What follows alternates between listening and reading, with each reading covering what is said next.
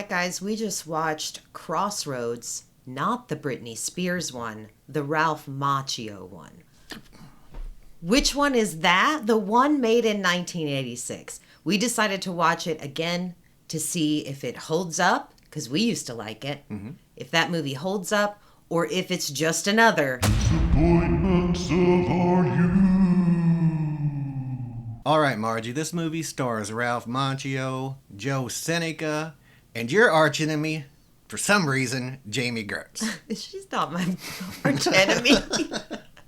I think I've got video footage from our Lost Boys review to prove otherwise. Okay. Let's go back to that right now. Kiefer Sutherland, Jason Patrick, the Coreys, Jamie Gertz. Hey, when it comes to an 80s movie, Jamie Goitz never hoits. You better stop your crush.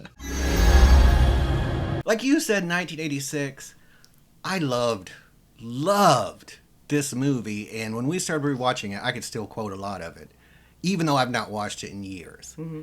Me and my friend Dave, one summer, watched this every night. Much to your chagrin. We were older then. I mean, I was an adult. We had kids. We watched it every night one summer because we had started our own band. And we were a lot like these guys. We were a black guy and a white guy. But that's where the similarities ended. We were not prodigies. We had a couple shows. I love that you specified that this was when you and Dave were adults. Because it does sound as if it's the summer spent between 6th grade and 7th grade with your best buds. No. Watching Crossroads every day. But yes, that actually happened, and I was there to see it all. So it centers around the legend that Robert Johnson, famous bluesman, sold his soul to Lucifer at the Crossroads to become such a good guitar player. I thought, speaking of, you said it's the tale of Robert Johnson. It's a really cool new way to hear this fable. For those of you who are familiar with it's pretty, it's myth, it's legend, that he sold his soul to the devil at the Crossroads to play guitar so good. This is they do a really good way of telling this in a whole new way because you get it through a couple of different lenses. Yeah, like I said, it centers around that legend, and you've got to suspend your disbelief, and buy into that, or otherwise it's just a movie about an old guy in the final stages of dementia. Right. Either way, heartwarming. So anyway, Ralph Macchio plays Eugene Martone, which I would love to get a Eugene Martone cutout to put back there with Johnny. I think they'd be best friends. If anybody knows where to get one. Picture this, folks. Here's a quote, 1986 from Ralph Macchio. I'm a blues man. Just let that sink in for a minute. Right. Said with a complete straight face. I'm a blues man. He's not. Notoriously, this movie has bad guitar finger acting. Like, he is not playing anything near. But Eugene wants to be a blues man. And he gets wind that Robert Johnson's old harmonica player, Willie Brown, is in this nursing home somehow. I don't know how you get that information, especially well before the internet. Like, this is some real stalking behavior now that I think about it. It's way bad. I don't know what blueprints or city lists he got a hold of, but yeah, it can't be good how he got this information. I don't know. He goes to the nursing home. Willie don't want to talk to him. So he gets a job there. Another red flag, maybe. I mean, if this was our stalker story, we'd be hitting all the right marks. Yeah. But he doesn't really commit to it. Like, these show us seeing him mopping, he's half-assing it. Yeah, no. He's not going to get promoted. He finally plays the guitar for Willie, proves to him that he's a blues man. Willie admits that he's Willie Brown and asks him to break him out. Mm-hmm. Of the nursing home. During this whole time, we find out that Eugene is a guitar prodigy, right? I guess he's been on the guitar since 5 years old. He's in Juilliard, is that where he's at, or something like that? Yeah, he's in Juilliard, and his professor is very against him playing the blues. Yeah, his professor seems like a horrible person and a horrible racist. Tries to discourage him from playing the blues and stick to that Mozart. That's where the money's at. Yeah. That's where your future's at, son. Yeah. Classical music. Right? Getting those big bucks. Right. All the sponsorships. Luckily for us, the viewer, Eugene doesn't listen to this guy. He's a blues man. I don't know how many times I gotta keep telling you. When you hear the name Eugene Martone, think blues man. Get me out of here. Willie talks him into breaking him out. It's a pretty funny scene. This is a hilarious movie. Joe Seneca is great. He plays the gripey old man, which is a trope I always find funny. It's hilarious. It's universal. Like fart jokes. I'm glad you find it funny because I'm turning into a gripey old man. Yeah, you're hilarious. I hope so. I hope I'm a funny gripey old man and not a mean one. No, not at all. They get on the road. You know, he tells Eugene he's got this money to get them down to Yazoo County, Mississippi, or Yazoo City. We've been through Yazoo. Yeah, we did. We have been, yeah. And it feels like the blues down there, I'll be honest. That's way deep south. You can feel old Legba walking around those old crossroads. Way deep south. We did not stop at any crossroads when we were there. No. Just and thus blanket, the low numbers on our crossroads. podcast. My God, can you imagine selling yourself at the crossroads for a podcast? Could I be the best podcaster? I'd be hard up. Mr. Beast, what happened? Good. They get on the road, and here, Margaret, you might want to close your ears. They come across Jamie Gertz. No, and what is a horribly gratuitous shot of her in her underwear. Like, there's no reason for this shot other than to show Jamie Gertz from behind in her underwear. To be fair, okay. I had to pause it several times just to point out to Margie how gratuitous and wrong the shot was. Right. And I appreciate that. You're welcome. I do. But okay, so in this instance, it does kind of further the story because she was changing in the abandoned house, and that immediately puts her on her guard. That's true. And to be fair, also, the shots really weren't that gratuitous. No, it was quick. Yeah. It was pretty quick, and then they focus on her from like the waist up. Yeah. So it was a quick shot and then on to the story. So I don't think it was a big attention grab.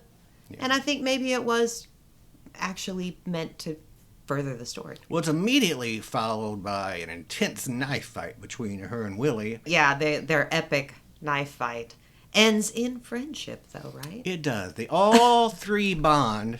Although at one point, Jamie Gertz, whose character's name is Francis, everyone has like a real old-timey name in this, Eugene and Francis. You can tell they're blues people. Well, she tells Eugene, hey man, maybe Willie's a con man, which apparently has never crossed Eugene's mind. Honestly, she's in real danger of becoming the Yoko Ono of this group. Well, and there's a naivety, you know what I'm talking about. There's a naivete. Sure. That's what I'm saying, yeah. There's like I don't know, he's a bit, I don't know, he's just like this fresh-faced kind of well-to-do innocent, I guess, when he walks into this, in ways he's not, but he's kind of just unaware of the bigger, wider world when he starts out on this adventure with his new buddy, Willie Brown. And he learns a lot, and Willie keeps telling him that. You've got some lightning, that's how he gets his nickname, Lightning Boy Martone. Mm-hmm. You can play, you've got some technical abilities, but you don't have the mileage or whatever it takes to actually play the blues. Until he has loved and lost Jamie Gertz. You know that's got to hoits, Margaret. And then he starts playing the guitar, and Willie's like, you got it, bud. That's it. Yeah. That's what you were missing, was just a big old hole in your heart. That's right. These are the real blues now. That's right. And then immediately after this, come to find out, he's got to play guitar against some guy named Jack Butler in Hades for his friend's soul. Yeah. And here is why everybody wants to beat up Ralph Macchio everywhere he goes in any movie. Because he is such a nice guy. We see him at Comic-Con. He's friendly, but he just has this smirk on his face that just makes you think he thinks he's better than I am. And right there, in the face of the devil, after irrefutable proof, I would call it, that the devil's real. Right. Just showing up there at the crossroads, in a puff of smoke, coming up. He goes, yeah, I'll play. I don't believe in any of this shit anyway. Kablamo. That's why Johnny trying to kick your face all the time. Kablamo! This cocky attitude. Sure, he's my friend. I don't believe in any of this shit anyway. Yeah, the devil literally shows up in a cloud, in a thunder cloud, and is like, yeah, this is what I'm challenging you to do. And he's like, yeah, whatever. That cockiness serves them well because they get down there to the underworld in what's just a great scene. Like, it's set up as kind of this church, I guess, but kind of a parody of church. Everyone's dressed in black, and Steve Vai's up there drinking his booze and his 80s rocker gear, slinking around on his guitar, playing some pretty amazing riffs. Here comes Lightning Boy. The battle ensues, am I right? I contend this is the best guitar duel ever filmed. What do you think? I second the notion. I think so too.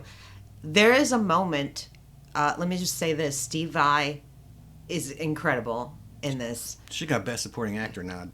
He absolutely should have won the Oscar for this. There's a point where he tries to play Mozart and he drops to his knees, and you feel that man's pain. You feel that pain, and it's real. Yeah, they're going back and forth, playing off each other. Finally, Steve Vai does this thing. He's twisting around, jumping around, hopping around.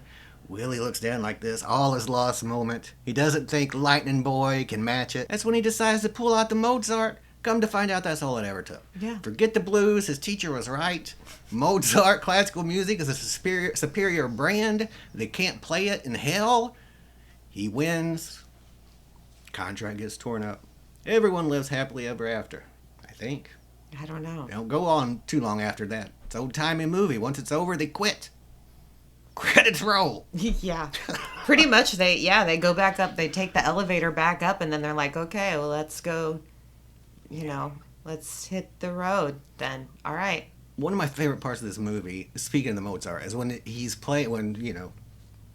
playing the Mozart, however you do it. And Willie, who's been dancing along the whole time when they're playing blues and rock, is trying to dance to Mozart. Do you know what song that is he plays? I don't. But you said trying, and I would contend that he's succeeding. Really? I'd say at dancing trying. to Mozart. All right, Margie. How many lightning bolts do you give Crossroads? Out of how many? 10. Out of 10. I'd give this one a 10 out of 10. I liked it.